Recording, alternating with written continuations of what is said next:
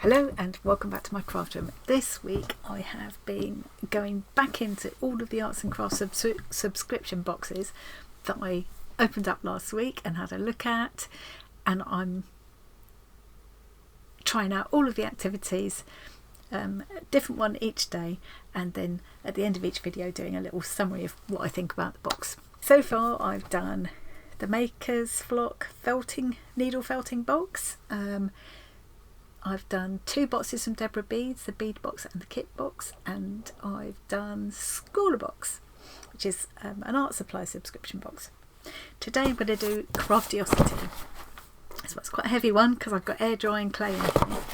So I will link to my subscription box review playlist so that you can have a look at when I opened the box and had a quick look at the website and stuff, and you can look at the other boxes I've been looking at. They're all UK based arts and crafts subscription boxes, but many of them do post overseas, but obviously it's probably going to cost you more for post and packing, but you can always contact them about it. All of their websites will be linked, and at the end of all of this I'm going to put a little guide together which I'll share in the Facebook group and the Discord community so that you can get all of the details. And just in the nick of time for us start this time of year when we start to think about our Christmas shopping lists and wish lists. I can't think of anything I'd rather have more than a arts and crafts subscription box.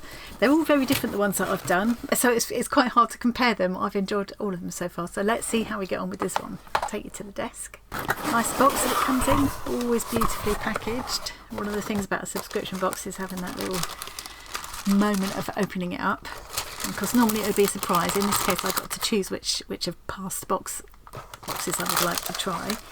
I went for this because it's something I've not tried before and it's different from all of the others.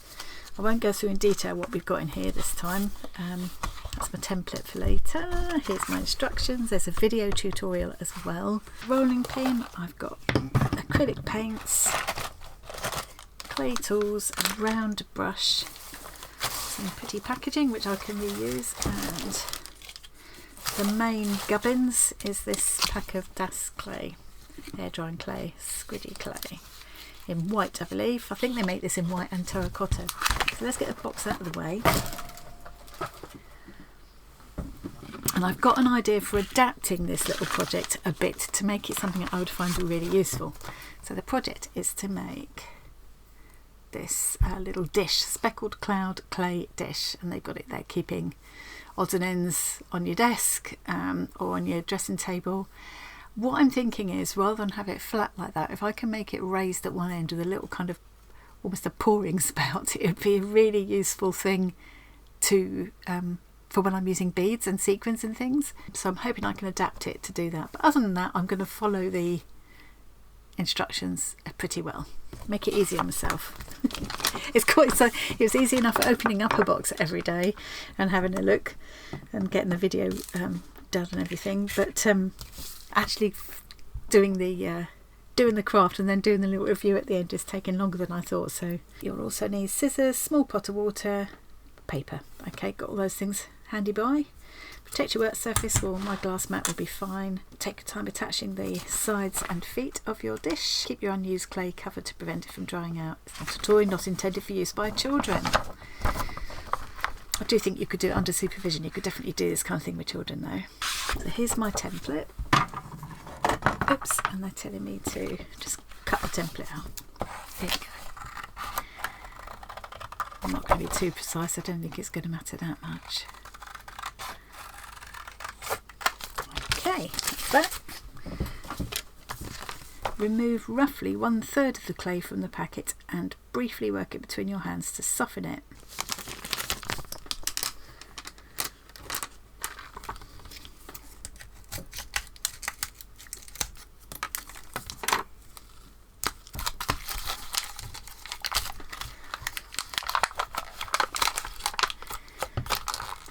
I can kind of do with a knife as well. Have I got a knife up here? Should have really. Okay, I reckon that's about 1/3.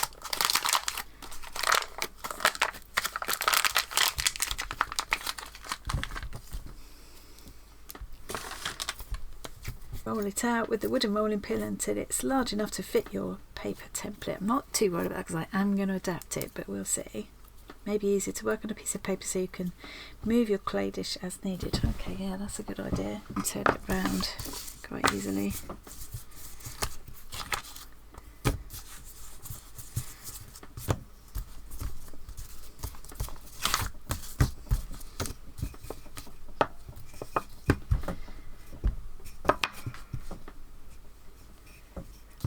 I think it's a reasonably even thickness. It's a bit thin here, so I'll try and avoid that bit. And it looks like it's big enough to fit my template. Just about. Place your template on top. Use one of the pointy-ended clay tools.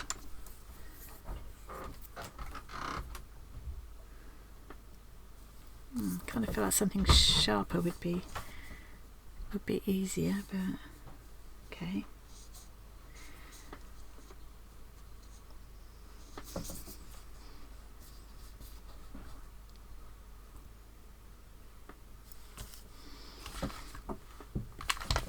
Just wrap this up. Okay. Might just keep this little spray bottle handy and just keep it wet. What I'm kind of hoping I can do is have it raised up slightly at one end with a little pouring spout, so that whatever beads and things I put in will kind of collect down here, and then when I want to tip things back into the pot or whatever, I can do this. That is my plan. Now it says to remove the excess clay. Done that. Take a piece of clay and work it briefly between your hands to soften it. Roll the clay into a long cylinder with a diameter of approximately 12mm. Place the cylinder around the edge of the dish, bending it to follow the shape of the base. It's not telling me how big of a piece of clay, but I suppose you continue rolling small pieces of clay and attaching them. Let's start off with that little piece the excess that I cut off. 12mm, so just over a centimetre, so quite shallow, just enough to stop things rolling off though. And I said we'll have the set of tools and the brush and the rolling pin to use again. Using your clay tools and a small amount of water, blend the edges and sides into the dish. Blend them along the top and bottom of the base. So okay, so I'm going to blend it all in there and here as well. Use a bit of water if I need to, smooth it all out, and then keep adding more bits of clay as I go, and then I will try to shape myself the little kind of pouring lip that I've got in mind. I just think that'll make it a more useful kind of thing for me. I guess I'm going to carry on with this, and it's quite an easy way to build a shape actually. That's quite good. Quite enjoying that. I could make it not kind of smooth like they've got it there. I could put marks in it and things, but I think because I'm going to use it for beads, I'll keep it relatively smooth. Okay, I'll be back in a moment. Okay, I'm getting on quite well with this now. I'm just sitting and watching Create and Craft with Christine doing covered buttons on her channel while I've been relaxing and shaping my clay. So I've had quite a chilled, it's taken me about half an hour to get to this point, and I've just started to think about shaping that little kind of spout that I'm talking about that will enable me to tip the beads back into the pot. Now looking at the instructions, it looks like what you're meant to do next is just press this a bit more, is a roll 4 little clay balls to make the feet and let them dry for a little while, for like 48 hours, just enough so they hold their shape. They don't need to be completely dry apparently, and then you use more soft clay to and water and tools to kind of attach them to the base. I guess that's because they want to be a perfectly round shape, and if you put this weight onto a round ball now, of course it would squish it. I'm not bothered about it being a round ball, so I think I'm gonna try and complete mine all in one go, and then I'll have to leave it to dry before I can do the painting. It has occurred to me that what I'm going to have to do to keep myself vaguely on track is leave this one to dry and go on to the next box to have a look at. So these will be out of sync now. I was doing them in the same order that I opened them in, but that doesn't really matter. Now, does that look like a good spout shape? Nice, it shapes really nicely. I have had air drying clays in the past, don't know what brand they were, but they were quite kind of fibrous, and I couldn't have got this kind of smooth detail that I'm able to get here. This is a really nice clay to use as Das. I know I've still got to do the underneath joining on this one as well. Kind of thinking that will probably be enough. It only needs to be the beads wheel gathered in here. I'm going to lift up this end in a minute. Oh no, lift up this end, otherwise they'll all pour out before I want them to. This will have to be the lifted up end. Yeah, I think that'll work pretty well. Okay, so I need to peel this up now and do something about the bottom, and then I'll probably have to reshape the top a bit, but I guess that's par for the course really. Let's have another spritz. And then my plan is that once I'm happy that the bottom's all attached nicely and the top is all nice and smooth, then I'm going to build up this end, and just maybe not even have a foot at all on this end, just kind of round it out. See, I'm going to kind of go on instinct a bit. I've got loads of the clay left, plenty. Probably have enough to make another little mini dish using the same technique, which would be quite fun. Okay, well, as you can see, I've had a lovely time. I used kind of the same method to make this sort of heart-shaped tray out of some of the leftovers, and then I did this one as well. Used the same method, but then like scoop the edges up and bend them. I put that heart in the middle because I thought it looked pretty, but it might make the tray a bit less useful, I don't know. But anyway, yeah, quite enjoyed doing that. Now I have to put this aside and let it dry for at least 24 hours before I can do the painting, so I'm probably going to go on to look at the next box instead now. So I'm going to have a bit of a clean up and a change of direction. And I'll see you back here in a minute for you when I'm ready to do a bit of painting. Well, oops, here's where I'm at. This is the dish you saw me start working on. I shaped it up at one end so that I can chuck my beads in here. It's deep enough to stop them rolling off, but shallow enough that I can scoop them out easily enough. And when I'm done, I've made this little spout thing at one end so I can tip it back into the jar or pot, whatever I've got them in. That's what it looks like on the bottom. A little bit messy, but it's all pretty solid. It's not going to come apart or anything. And then with the leftovers, I managed to get this little shallow heart-shaped dish and this little dinky one, which I'm not sure what it'd be for. Putting your rings in or something on the windowsill, or yeah. But even this little one, these have now been sitting out to dry for 3 days. It said 24 hours to dry on the thing, and they're still really damp. I can't start painting them, and I need to get this video done before I go away. I've left it as late as I possibly can, and I'm going to be pushed to get it done in time now. I just totally thought I'd have this done, so I'm going to have to leave it there and not do the painting. I can't. I've had it in a warm room, but I don't dare kind of put it in an oven or anything like that because I don't want it to crack. I mean, so far it's come out lovely and I'm really happy with them, and I don't want to ruin it. So these are the paints that I've got and the paintbrush that came in the kit.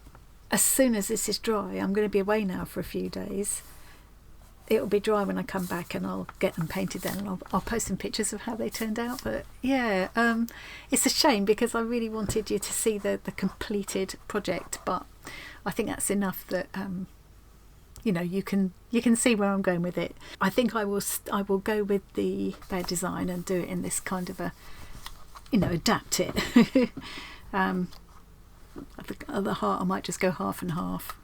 And I think maybe with this I'll do blue on the outside and the splatter on the inside, or something like that. So it's just a bit of splattering and things, and they suggest masking off the side that you've already painted to protect it. But yeah, that's going to be fairly self-explanatory.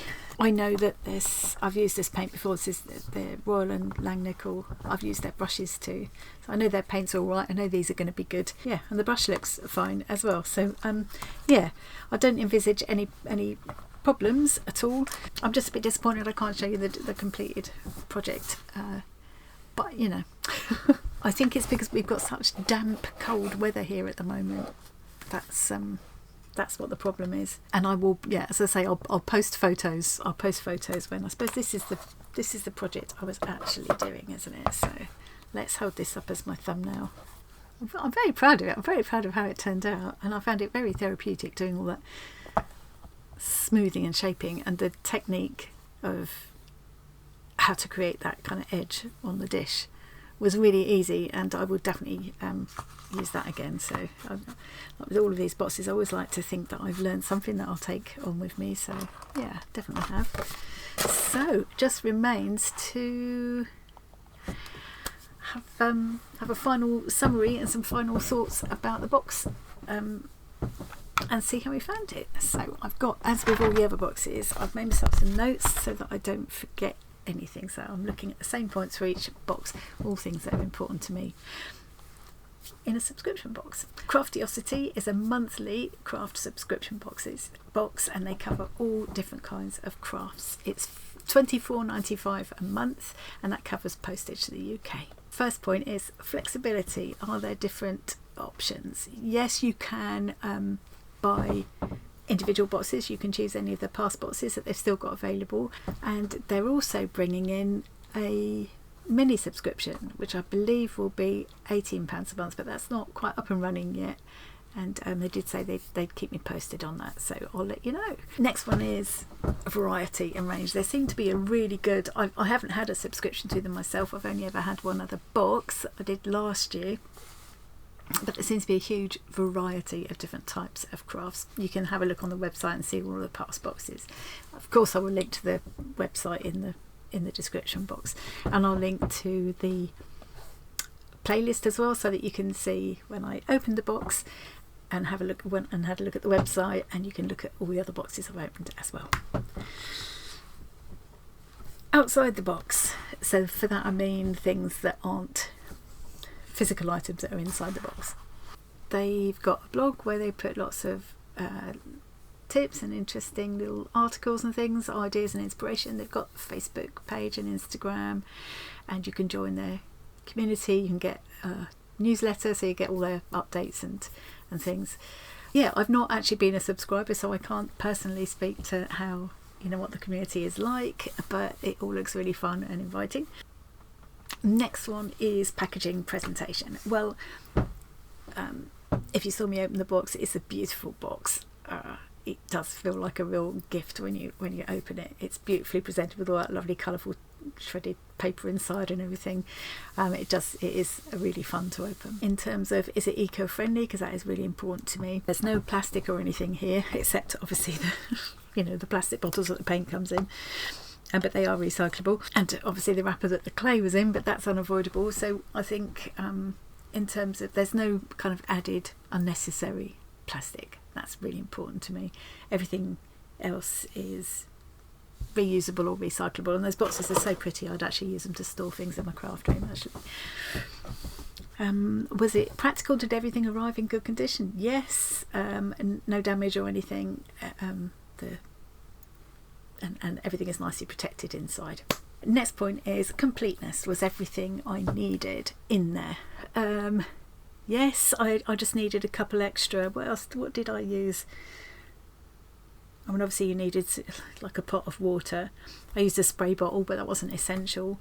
I did find myself thinking it would be nice if there was some kind of a like a non-stick, like a little piece of non-stick mat in there or something like that, especially because you have to leave these things to dry for such a long time as well. Would have been really nice to have something like that, but not essential. Yeah, other than that, everything I needed was in there. If you just gave that to someone as a gift, they would be able to make the project if they had nothing else. I'm sure everybody can find a pot of water. What did they actually say? What did they say would be needed? Oh, scissors and paper. Scissors were just to cut out the template. So I think most people could sort those things out. And I think the paper is what they suggest for putting it on to protect the surface. And yeah, and I've ended up leaving it drying on paper, and the paper kind of helps to absorb some of the moisture. So quality stroke ethics sounds a bit odd, but I put ethics in there because that's to remind me of, you know, how they, you know, whether things ethically sourced and what have you. I don't think they particularly talk about where they source things from, so I can't really comment about that. But the quality of the supplies in the box, can't fault it. You know, DAS, air drying clay, Royal and Langnickel paints. The tools were, I've forgotten what brand it was, but it was a brand I'd heard of. Do you know what I mean? So yeah, they're all nice. They're all nice quality things, and a pleasure to use. Instructions, stroke inspiration. So yep, the instructions are brilliant. There's also a video tutorial if you want it. I didn't actually bother watching it in the end, to be fair. Didn't really need it. It was quite a simple, straightforward project. The photos were nice and clear. The wording was nice and clear. No problem there at all. Communication, stroke community, engagement, all that kind of thing is all lumped into one point here. Communication with the company has been brilliant, really friendly, really helpful, and really responsive. Because I'm not actually a subscriber, I can't comment on how sort of interactive the community is and everything, but it all looks very fun and inviting, and I'm sure there's lots going on there. You can check that out for yourself. I can only really comment on that if I've personally experienced it. The next big one is value for money. We want to know if we're getting value for money or not, and as I've said with every single time, I don't consider the value to be just about adding up item by item what you would pay for those things. There's an intrinsic value in the box being put together for you, a project being created, designed for you, everything that you need to create that project being pulled together and put in a beautiful box and sent to you to open like a little gift every month. I haven't actually even tried to add up what these items would add up to, but I'm sure you can do that if you would like to. You can see for yourself what was in there and whether you think that's good value for money. Personally, if I'd have had this box either as a gift or bought it myself, I wouldn't have been disappointed because I've had a lovely time with it, and that's what it's all about. Which brings me to the next point, which is enjoyability. So looking at the whole experience from the opening of the box right through to the final result. Yes, I really enjoyed it. I thoroughly enjoyed opening the box. It is a fun box to open. Did I learn new things? Yes, I learned a new technique. I even went nuts and made more with the leftovers. I should have mentioned that in the completeness bit. So I had more than enough to do the project because I had enough to make those extra 2 pieces as well. So yes, I learn't new stuff. Was there scope for creativity? Yes, definitely. I mean, I did my own thing very much with that and then made 2 extra pieces as well. So yeah, that's definitely a tick. Or was it fun and relaxing? Absolutely. I found that whole shaping of the clay thing very relaxing, and it is nice that's part of the thing, the reason for having a subscription box like this, is that, you know, it just gives you that a reason to just sit and chill out and do something crafty for a couple of hours or more. Actually, this has given me a few hours of fun. The last point is outcome. Am I happy with what I produced in the end? Yes, I am, although it's not complete yet. I don't see how it can go too far wrong now. Oh, I shouldn't have said that. I think that my little bead dish, my little cloud bead dish, is going to be very useful because I'll use that for sequins and beads in lots of different projects. I have said all along that I would give the projects that I make, I would chuck them into the Christmas stocking ready for our December arty-farty party, but I'm a bit worried that if I sent anything like this, it might break in the post. So I did think that this little dinky one I could wrap up really well. So once that's all painted, however I decide to paint it, all being well, I could do, I'll throw that one into the stocking because I think that'll be a bit easier to send. Thank you very much for watching. I hope you enjoyed that. Thank you very much to the people that have been following along with all of these and taking the time to leave lovely comments as well. Really appreciate that. And thank you so much to Hazel at Craftiosity for arranging to send me this box. It's been really fun. I've really enjoyed it. Hazel's going to let me know when they get sorted with the mini subscription as well, so maybe I'll have a look at one of those a bit later. Watch out for that if you're interested. I will leave all the links I talked about will be in the description box below, and I'll also put my link tree so you can join our Facebook group and the free Discord community if you haven't already. You'd be very welcome. Lots of like-minded creative people in there to connect with, so it's always really fun. Okay, that's it. I'm going now. I think this one will go out last, and that's going to be the last in this little series. So thank you for sticking with me. I hope you found it useful. I'm going to stop waffling now. Thanks for joining me today, and I'll see you again really soon. Bye.